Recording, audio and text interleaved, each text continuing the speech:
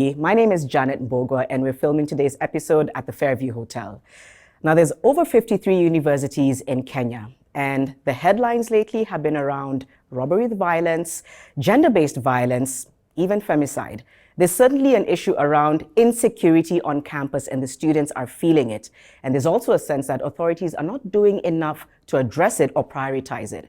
And so today I'm hosting a group of students to share in on their experiences and what more they think could be done, and a panel as well that can talk a little bit more about the way forward. I now have with me what I'll call my mini audience. It's a group of people that comprises mostly of students and some who've just recently graduated from university as well. So maybe I'll ask each of you to just tell me your name. Let's start with you. My name is Jennifer Gidu. Okay. I'm Okoth Onyango. I'm Tracy Ogonda. I'm Najuma Swale. I'm Oliver Mangula. All right, thank you all so much for coming. We're focusing on violence on campus today, so maybe I can start by asking, what kind of violence do you all see regularly on campus or hear about regularly on campus? The various types of violence in campus, experience in campus. Remember, the campus community is just like any other society. So we have student to student, if we can call it that. That's either from your male classmates or peers or even your partners. Then we have student-lecturer relationships, or rather in which violence is experienced. And then we have violence exerted, from outsiders to students. So there's that those are the broad definitions I can talk about. All right. Yeah, I think just to add on to what my colleague Jennifer is talking about, we can also look at it in this dimension that we have the gender-based violence, where it's violence exerted upon someone due to reasons that are because of their gender. Mm-hmm. Okay. We also have emotional and psychological violence. Yeah, that is not really physical as such, but it still inflicts some kind of discomfort on someone from the inside. Anything different, Tracy, from what you're hearing? We could probably talk about physical violence, and this is especially prevalent during times of elections and such. So you actually get people being physically hurt because of elections and campaigns. So yeah, that's pretty prevalent. And targeted towards students, Yes. Student to student, or even outside forces towards students? Student to student, but you do get that some students hire people from outside to come hurt other students. Yes. Okay, I would say I'll add to what she says, violence between students to students during elections, maybe school board authorities and all that. But also, I have seen students get hurt by the people, the communities that they live around, because some students can't get enough accommodation inside the school. So outside the school, the distance between the school and where they're staying, so people have been harassed, stolen things from, so yeah. Yeah, the biggest form of violence that I saw, that I see in college is robbery. And so basically it's between students and locals who stay around the university. Mm-hmm. Most of these guys, I think they are unemployed or they don't have money, and so they end up robbing students and selling these things that are robbing. They're selling laptops or maybe phones, and even money that they get from the students. Does all of this make you all nervous? I mean, is this something, how does it affect you all on a personal level? Is there fear? Is there anxiety? What does it do to you, any one of you? I'll refer to an incident that we had at UON Medical School some time back, when a student was actually shot by thugs outside. I think they tried to snatch his laptop, but then he tried to fight back and he was totally shot in the stomach. And he had to undergo an emergency surgery to remove the bullet because he almost lost his life. When other students hear of such cases, then there is an environment of fear that, just, lands on the school. And the rest of us, perhaps we are not directly affected by that incident, but then we begin questioning, it happened to him. And we are exposed, to a significant extent to the same, setting on a day-to-day basis. So even our learning becomes disturbed because we cannot focus, we cannot, continue doing what we need to do as feeling, being as free as we need to be. Mm-hmm. Again, still in medical school, sometimes some of us have to do ward rounds at night. coming to the wards at midnight, very early in the morning. But then the school environment doesn't really factor the security aspect at that time. So it raises so many questions, right, and so much fear around And I think that goes into my next question, is how are the university authorities handling this? I will say that there are some steps that are in place to just handle the situation, but it's still not enough. For example, in our school, the law school, we have security, the head of security, whereby if there's any case of violence, you go report to him. But it's such a long procedural process that sometimes you get tired. Or because you go report to him, yes, and then there have to be other steps. Referred, yes. Or you're referred to other, okay. Yes. But even then, I feel that their mandate also does not extend outside school. So if you're robbed on your way to school, especially, I know what she's mentioning, there's a notorious path at the law school where you're walking from stage to the gate. It's quite a distance. If you're robbed from there, the school security will tell you that's outside school. There's nothing we can do. So there needs to be better relationship between the school administration and the police who are in charge of the area, so that they at least put either lights on that path or just make sure that there's security. For SGBV particularly, it disempowers girls, and sort of pours cold water on the work of the women's rights movement and what they've been doing all over for a very long time.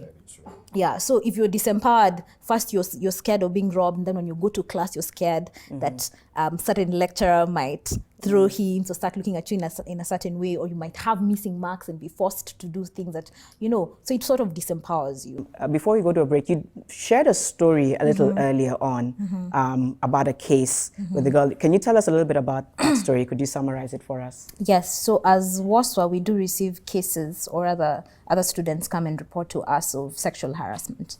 So there's this particular incident, actually in my class this year, that a student who later on we learned was going through some mental health challenges and was depressed, was harassing my classmates. A male student harassing? Yes, and he'd actually moved from door to door knocking and soliciting, and it was very bad for the girls, because they felt very harassed. You're being followed and being asked for things, and this is your classmate, you've been with them for the last 4 years in law school, why is this happening? So the approach was actually, there was a very thin line, because the student was facing some challenges. That one we agree, and they had been drinking for 8 days continuous and whatnot. But the response that he decided to harass girls, then was not the best thing. So eventually he was suspended, but after being taken to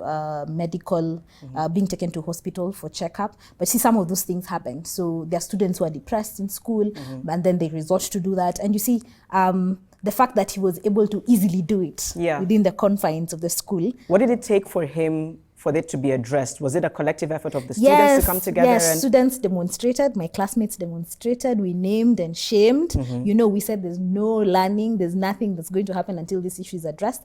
And I'm very grateful for our SMU manager. He was very responsive, took up the issue and followed up. But we don't have to get there. Yeah, it doesn't have to get there. Is there also a fear factor when it comes to, I don't want to admit that I'm being harassed by a student or fellow or a lecturer? Is that also something that you hear a lot? Yes. Okay. Yes, especially amongst male students. Yeah, because, there's a way in which a man is supposed to be, you have everything figured out. Because of the culture that we have, right?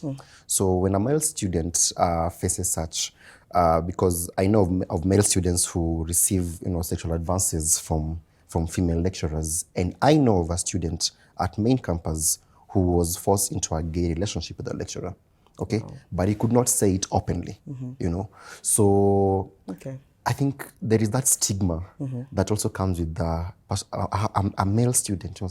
How do you accept to be harassed? Yeah. Okay. I think, so what I've definitely heard from here is there has to be a level of prioritizing, first of all. Yes. Securing, not just looking at the campus as an isolated place, but also I think more of these conversations. I completely understand if there's a fear of if I say something, then I'll be victimized. But I think if there's certain individuals on campus who have the authority where students can come to them, that needs to be encouraged. I truly hope authorities are going to begin to prioritize this issue because they it's should. affecting learning, And we are the attending main and learning. stakeholders in the education Exactly. system, actually. Yeah. All right. Thank you so much for your thoughts on that. What more can we do? So I have Adele Onyango, who is a media personality. Good to have you here. Thank you. And you're Thanks very for having vocal on me. these issues, so I'm really glad that you're here. We have Seth Gore, who's a UON alumni. Very recent, I might add. Very recent. Right. And then we have Kaltuma Hassan, who works a lot with NGOs and even interacts with young women on these issues, right? Yes. So maybe the first thing I should ask is, we've seen these stories come up in the news time and time again. You've interacted, whether it's on your social media, in school, with the NGO, and probably heard these issues come up, whether it's GBV, robbery with violence on campus. Do you look at it and say, this is different from what happened when I was in college, or it's getting worse? What are your experiences or reactions to the news stories? It was different because I went to SIU and there was some form of structure, even when you're looking at hostels around the campus, right? So there was a sense of security. There really was. I can't tell you that I ever experienced a case or heard of a case while I was in campus of violence around the campus. GBV perhaps, but violence around the campus, no. And I think when you look at what has changed through then and the different campuses and where they're situated and what's happening around it, for example, when I had this conversation once, somebody called me from Maseno saying the village or the rest of the community around are the ones who would be, robbing the students, right? So they get affected by their Exactly, surroundings. and then the students would then go and protest because once they report these cases, nothing happens. Yet you have to cross this path to get to school nonetheless. And it's something that you can see across the board in different other universities as well.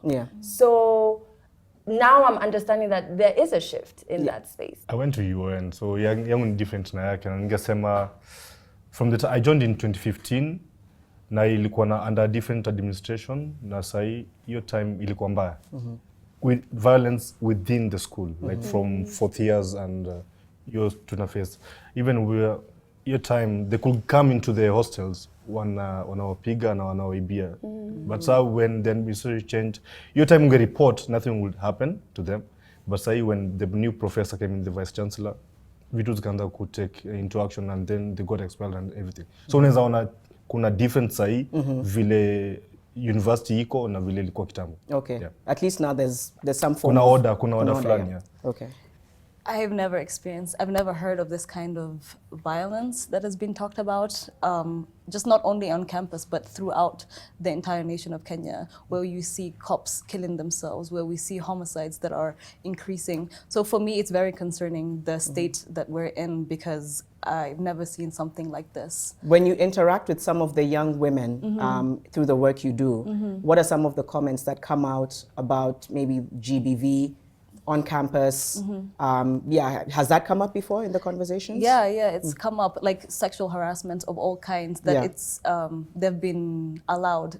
You find we find men that are okay with catcalling women, it's been permissible, and it's like, oh, it's the culture, oh, it's you just keep quiet, or they're not given the space. So it's very there's not even spaces for women that are created like that to even go and speak about these issues. So it's really bad. Yeah, it's concerning. There's a gender lens here that I think needs to be addressed, where women and girls are often the target of a lot of these issues. How do you think this narrative needs to be addressed? Is it a different kind of issue that needs to be addressed all on its own, or should it be encapsulated within violence on campus? When you look at young people and young Kenyans in campus, they're not living in their own little vacuum. Everything that's happening culturally is affecting them, right? And is influencing them. So if we look at women and girls, even outside of campus, and the type of, be it oppression or violence that we go through, it's directly linked to certain cultural values that we allow, they call it rape culture, right? Certain things that we allow to happen and that we instill culturally. And then when people go into campus, there's no way they're going to act any different. And that's why if you look at statistics for rape stats. Their rape stats are coming from campuses and they're alarming, right? Yeah. So I don't think you can separate the two. And even more than that, it has to be, we have to do almost like a cultural audit and be like, what values are we instilling in young Kenyan boys, right? As they grow up. Because if we tell them 1 + 1 = 2, when they get to campus, it's not going to equal 3. That's true. They're going to keep up with that same energy. So if we teach them that, you know, your worth, or like a woman is worthless, or she's not a human by herself, then of course they're going to carry that on. And they learn not from what we say, but what we do. And if we look outside the campus, the violence is still there. Right. The rape is still happening. So yes, the two have to be talked about at the same time, violence against women in campus and violence in general, but there also has to be a cultural activity. When did this all start? Listening to what Adele has said, we really do need a cultural audit because of the fact that like the women are treated differently in this country. I come from the coast where I'm Mombasa, and I see how women are mistreated. Like women are like, they're not even considered as human beings sometimes. So it's like the violence that is, if you're not looking at somebody as a human being, it makes it easier for you to commit an act of violence against them. So then for me, the concern is, yes, we do need to have a cultural audit. And I even want to look at Kenya as a whole. Like, what are our values? What are, as an entire nation, what are our values? Is it corruption? Is it violence? Is it things that we're perpetrating? Is it love that we're sending out? Is it protect ourselves? Is it to protect everyone else? And as you said, we can't just look at the campus, the things, the violence that is going on campus as a vacuum. We have to look at the entire generation. We have to look at these kids, where they're coming from, the homes that they're coming from. So people hurt others. And even just on homes, like if you speak to a lot of campus students who stay on campus or near campus, their parents might not know, but some are in a hostel with their boyfriend, right? And you will actually hear cases of violence between, like domestic violence, let's say, right? At a campus level, right? So if you chambua and you go back to the home, if this is the norm, even in riots and how they treat women, you know, they let it happen. They let it happen, and it's become a norm. So if I've come from a home where either I'm seeing my dad does this, or around me, society, right? This is what happens. Why would I do any different? Why would I do any different? Right? Absolutely, because children mirror the actions of the adults. When a child is born, it looks at everything and it absorbs everything. So if it's gonna absorb even that bad behavior, it feels like it's okay to act in this kind of way. So you just mentioned home and external factors. What then is the role of, you know, parents, administrators in university? Do you think there's a gap there in terms of these authorities not really understanding the dynamics of what's creating this violence culture in campuses? Where can parents and administrators step up and step in? Mara kwanza ile with the old administration, ungepeleka hizi issues mbele, wako like hizi shida zetu hii za student leaders. Then unapata saa zingine student leaders ndio funda wa jamaa, like wanataka votes na nani waletea votes au hooligans. So hawezi fanya kitu juu wataka kujaribia cheo zao. So even when the GSU came and did whatever they did, what walikuwa uproar social media, but nothing was done. Wacheki. Juu sasa inatoka from a higher place, but huyo jamaa pia hataki kuingilia chini, juu watu wa chini ndio wanamsaidia kubaki hapo juu. Even the culture at home and Kenyans, we don't give space for kids to have a voice. We don't even listen to that voice. We don't even give that kid like, hey, what are your thoughts about this? And then actually respect that thought of that in going on that child. So we shut them off. We don't give them space to talk. And on campus, we don't give them a space to talk. So then these kids become like pressure cookers. And next thing you know, they're gonna explode. And they're gonna take it out on whoever, whether it's a female, whether it's on teachers, whether it's on the GSU. So if we just, and this is somebody, what is it called? Marion Robinson, who's Michelle Obama's mother, said, I'm not raising children, I'm raising adults. And as Kenyans, we really need to start looking at children as adults, because they are smart, they listen, they absorb everything. And if we treat them and reason with them, just like we're all sitting here and this panel and having a conversation, and we sat with our kids and with our students and listen to their opinions, what is going on through them, we would have a healthier nation, would have a peaceful nation, would have a nation where everyone would be thriving and not on survival mode and trying to see and making bad decisions. I love that, having conversations with adults, even when they're there. I have a final question before we get reactions after the break from the audience. And I think you've alluded to it. What happens if this goes unaddressed? What are we looking at 10 years from now? What's your biggest concern, Adele? If this administration continues to say, not really my issue, what are we looking at? I feel that it reinforces that unless we take to the streets, unless we're violent about it, then we won't get heard. And that is a very volatile space to be in. And so I don't even think we need to wait 10 years. I think we're already there now. So it's reinforcing what we are trying to solve. Inafaa tu kuja from you within, like as a person you should be doing 1, 2, 3 things. Juu hata unaka you end kwa like 40,000 students. Huwezi peleka kila mtu kwa line. Inafaa tu kuja vile amesema hurt people hurt others. Ni vile tu mtu amereziwa hadi akafika hiyo kampo. Hakuna kitu administration inaweza fanya hii kuchange wewe vile. Ukiamua wewe ni mwizi, bwana atakuchapa. Hata kuchapa. Ukiamua tu ndani yako unataka kuchange, by the end utachange. Juu generations zingine zitakuja. After 4 years mtu anataka kampo, mtu mwingine akuje. Okay. I like that. The change has to start with you. Yeah, absolutely. When I look at this kind of violence, what violence does and what trauma does and what stress does, it narrows people's ability to make choices. You'll hear people on campus or in the streets, I had no choice but. And it's because this violence has narrowed their choices. And since there is no support, I'm not getting support from teachers, I'm not getting from students, what else am I going to do? My choices look like they're non-existent. So therefore, I feel like if I act in a violent way, my voice is going to be heard, I'm going to be seen.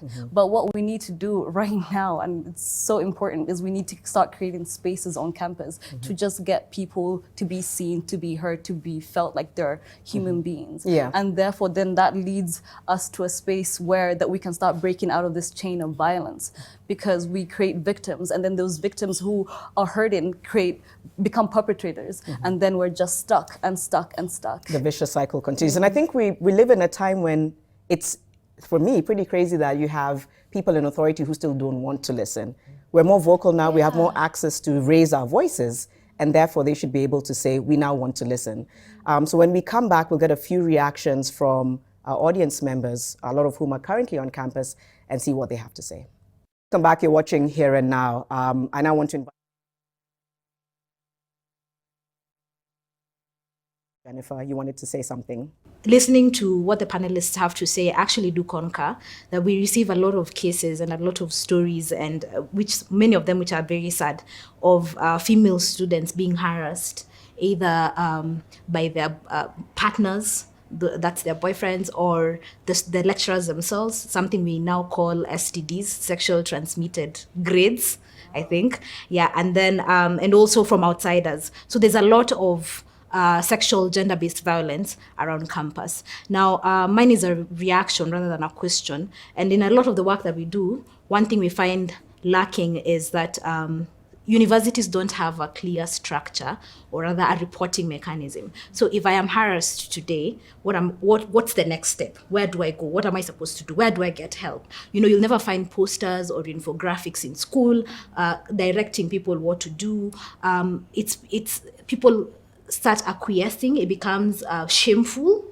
So the victim is ashamed of it instead of, shaming the perpetrator. So there's that lack of clear structure, and that stems from a lack of a sexual harassment policy. So we've been trying to push our university to actually adopt a sexual harassment policy that will guide the students and also the lecturers as they interact with the students. Because from there, then we can get a clear guideline, and we know by law you're protected. So why not be protected in school? Yeah. I'm glad you mentioned that it's a policy that's a work in progress, so that's encouraging to hear. Okoth, you also had something that you wanted to say. It is true that the female students are highly targeted, but it is also true that male students suffer these. But I like what Adele said about a cultural audit, because to convince someone, or to make someone feel that they are right in extending this violence to somebody else, first of all, in their minds, they must be convinced that the other person is of a lesser value than a human being. So the cultural audit should be to the effect that we all understand the intrinsic value and the infinite value every human being carries.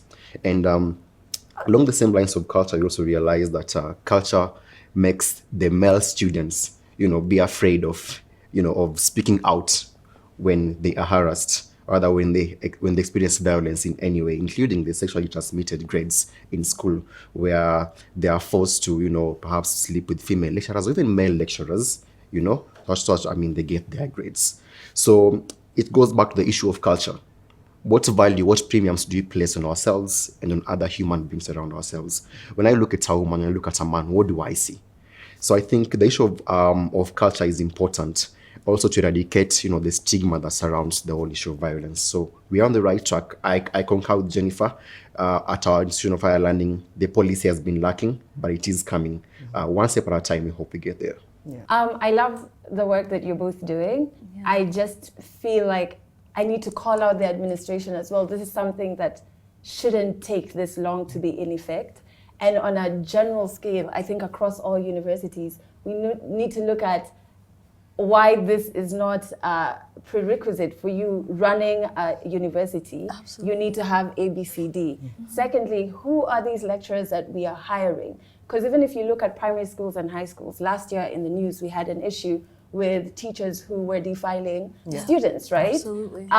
So if we want kids, and I say kids in campus loosely, to be safe in campus, what's the screening that goes through to ensure this person who's coming to be a lecturer is of certain, certain values, right? Yeah. And then in case they slip up on that, how are we holding them accountable? Again, this is meant to be one of the safest places that a young Kenyan could be, is in a campus. The fact that a sexual harassment policy is not even in place, it's non-existent, and it's taken this long, just gives me chills, like bad chills, that I can't believe that you guys are in a space like this and this is allowed to go on anymore. I just can't wrap my head around that, honestly. And the fact that there is, like, you don't even know where to go, who to go to. And what about those kids who have been raised at home to think that this violence is okay and it's normalized at home? So when they come to campus and they're experiencing this kind of level of violence and they think it's okay and they just continue, what are we doing? Like, sorry, that's my reaction. Right. I can't. It's really shocking that you are in institutions where this is going on, and like she's saying, we're not calling out people who have really predatory behavior, that's making everybody unsafe on campus. So it's great work that you're doing. We need those policies out, but we need them implemented even more than that.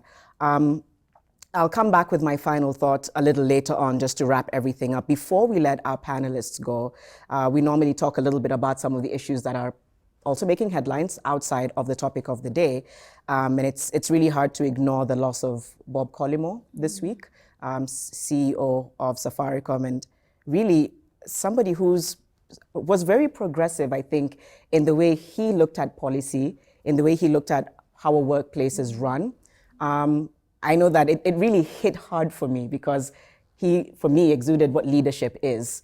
So I don't know if each of you has anything that either you remember or will remember fondly about Bob Collymore. I think it's hit everybody hard because, what he represented and the team he's leading is something that is very Kenyan, right? So you feel like you had a stake in it and you've lost somebody dear to you, even if you may not have interacted with him personally. For me, I think what he did for artists, and Kenyan artists at that, was really powerful. And even just his relationship with various artists kind of reinforced that this is a career path just like any other, worth of respect. And he was a fan of different artists as well. So that was very powerful because we hardly ever saw that happening in Kenya. And, I'm pretty sure there are very many Kenyan artists who will miss especially that from him. So as a young person, kwanza unavile si tunakuanga social media every time. Nimeona ni one of the few CEOs alikuwa na reply ana engage na watu social media na kuonyesha ni mtu mfiti. Hata ungepata naye, sijapata naye personally, but watu wamepata naye alikuwa asema ni mtu mfiti tu kurelate. Unajua ukiwalk up to a Safaricom CEO then anaweza simama kuongelesha, that's ni big deal kwa mtu. So alikuwa tu mtu poa na leta fuliza kitu fiti sana. I think he brought this relaxed energy to what it means to be a CEO, what it means to be a leader, and that kind of inspired me and inspired a lot of kids in our generation to go after your dreams, to be like, your dreams are valid, your dreams will be supported because there's someone who, like Bob, who was up in that kind of pedestal and be like, yes, go you. Yes, you as an artist, I like what you're doing. I'm about what you're doing. And then all these innovations and just encouraging all these exchanges of ideas, whether online, whether face-to-face. I think he exemplified what it means to be a good leader in this country, and he will be deeply missed. It's strange to have to transition now to something completely on the flip side, which is our good news segment, and that's when we just ask each panelist to comment on something good that you've seen or that's happened to you personally in the last few weeks or even a few days ago. So what's your good news, Adele? So, I'm really happy that I launched my second podcast, Perspective. So it's a live podcast, and it got Kenyan women and Kenyan men in one space, just to talk about, some of the issues that we've raised here, doing a cultural audit in the way that we interact with each other, in light of, the rising cases of femicide that we have. And it was really fun, so that's put me on a high for a while. And many more to come, yes, right? Yes, fantastic. Yes. Me itakuwa tu vile our national team won against Tanzania, because it's the first time in 15 years we're qualifying for AFCON. Ni kitu ilikuwa imeleta shida kwanza Twitter. Ilikuwa ati tukishindwa ilikuwa vita nyingine hapo mbaya sana. And it's the first time we're qualifying for 15 years. Hata si World Cup, African Cup. Exactly. 15 years. So ni kitu big deal kwetu. Yeah. For me, the highlight of the past few weeks has been working alongside the National Police Service and helping them conceptualize a program that will hopefully go down to the ward station and the station level. And this is to kind of give them the psychosocial support that they need, because the Inspector General and the Director of Reform recognize that the National Police Service, the people who are serving us are suffering. Is it last year alone, like 90 cases were reported of suicide and homicide. So if these are the people that are supposed to protect us and they are suffering and they are they are killing themselves and killing others and taking their anger out on the public, I think for me it's exciting that a program like this is being supported by the Inspector General, has been supported by the Director of Reform and even senior police officials that we've worked with last week. And we hope to get the support and the funding to help make sure that every police officer gets this kind of support. Fantastic. So that's long overdue, and that's great. It's really great progress. Yes, it is. Well, that's encouraging to hear and very long overdue. Thank you all so much for your thoughts. Sometimes I look at panels and audience like this and I'm just very encouraged about the future. I know I sound like a 70-year-old, but it really does give me a sense of hope that there's people who are vocal enough to want to use their platforms or their voices where others can't. And that's not a small deal. Because even the more I go out there and interact with people, they say, thank you for using your voice, or thank you for interacting with us on these issues. It makes you realize it's our responsibility to actually amplify a lot of the issues that are going on, especially with young people in the country. And so, yes, we have our heroes over here who will celebrate as well as later on. But for you three, I say kudos and keep doing what you're doing. You're doing amazing work. Thank you. Thank so you for much coming having on here us. and now. Thank you. Before I come back with my final thought, here's a snippet of some of the incredible work that Lifeboy is doing on the ground.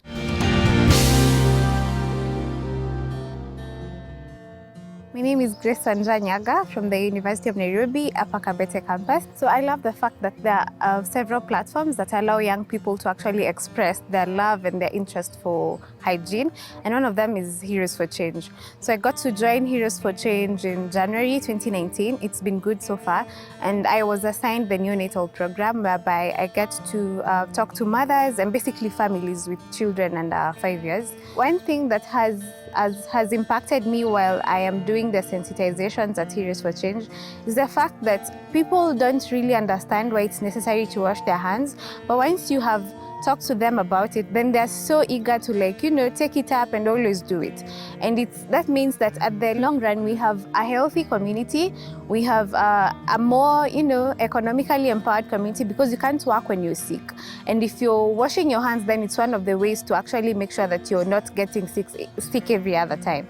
So yeah, it has really made me realize that, hygiene it's like the backbone of the community. In terms of sanitation, I like the fact that in this campus we have sanitary bins in the ladies' hostel, and also the environment is very clean.